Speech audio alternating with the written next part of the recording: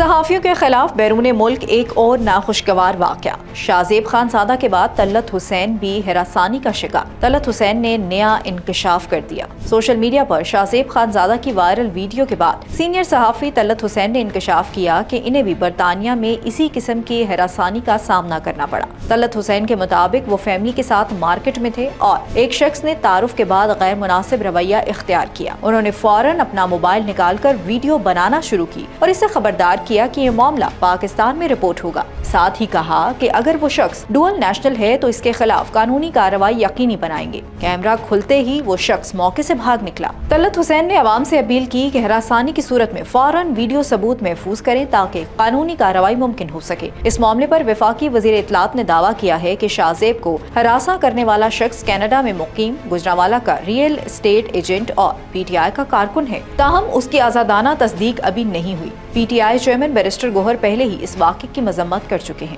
Updates کے لیے دیکھتے رہیے وی نیوز.pk۔